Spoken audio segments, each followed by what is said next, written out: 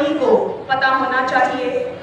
मकर संक्रांति के दिन 14 जनवरी 1950 जौनपुर जिले में एक अद्भुत बच्चे का जन्म होता है।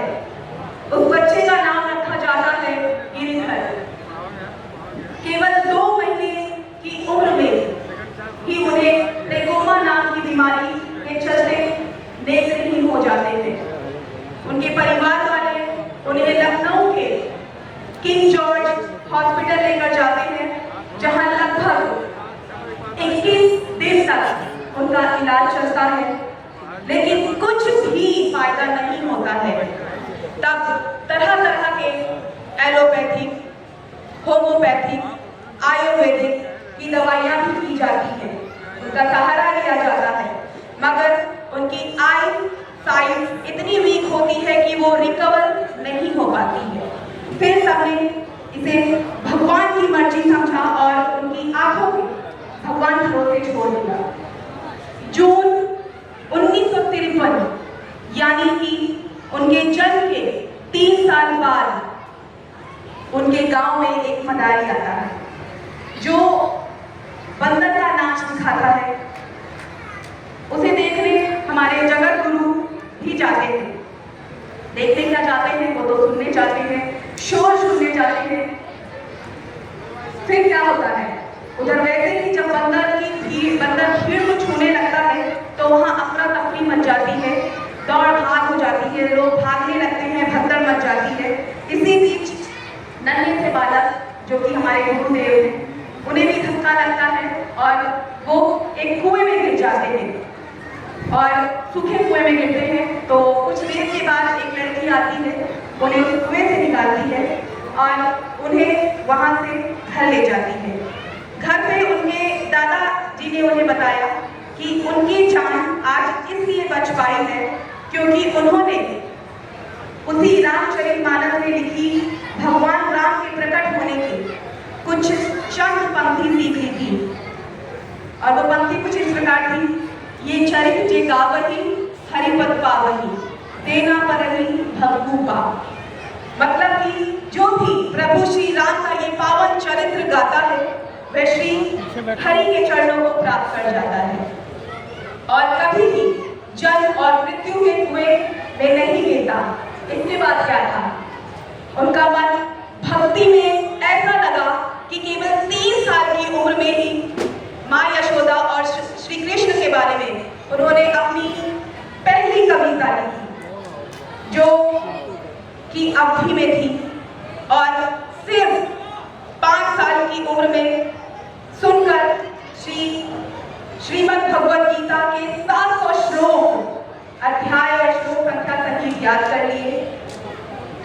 7 साल की उम्र में सिर्फ 60 दिन के अंदर श्री रामचरितमानस की 10,900 चौपाइयां और छंद याद कर लिए।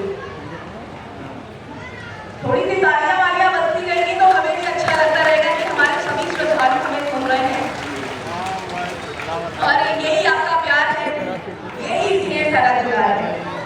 7 साल की उम्र में सिर्फ 60 दिन के अंदर श्री रामचरितमानस की 10,900 चौपाइयां और छंद याद किए।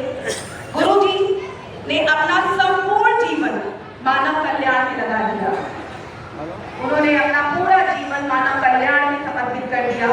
नेत्रहीन होते हुए भी उन्होंने अपनी दिव्य दृष्टि से कई भविष्यवाणियां की जो कि लगभग सत्य रही।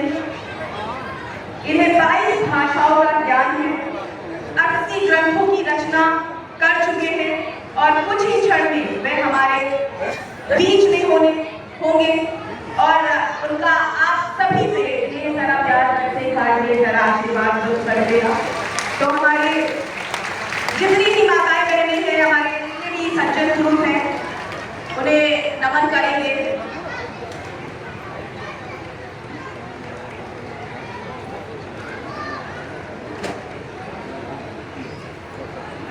और हमारे बीच में होंगे तो आप सभी लोग, उनका सिंहासन यहाँ पे लगा हुआ है, वो नमन कर सकते हैं, नमन कर लीजिए, क्योंकि ये हम लोगों के लिए बहुत सौभाग्य की बात है कि हम उन्हें देख पा रहे हैं, उन्हें सुन पा रहे हैं। आप सभी लोगों के लिए सौभाग्य की बात है।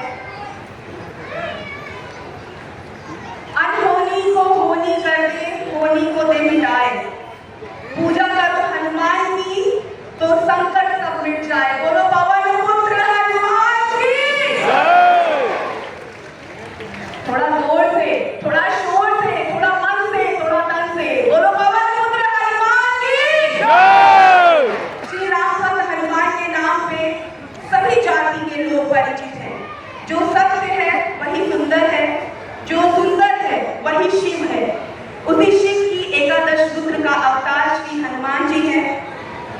शायद ही कोई ऐसा मानव होगा जो बजरंगबली के गुणों से परिचित ना हो, जिन्होंने अपना संपूर्ण जीवन प्रभु श्री राम की सेवा में अर्पण कर दिया और श्री राम प्रभु की कृतज्ञता की बोझ में अभी भी दबे दिखते हैं। हनुमान के अनन्य अनुराग को स्वीकार करते हुए वे कहते हैं कि उन्हें अपने प्रेम की, उन्हें जो भी हम लोग प्रेम करते हैं उसे कुछ नहीं समझना चाहिए। उनके प्रति उनका प्रेम लक्ष्मण से 2 गुना है। श्री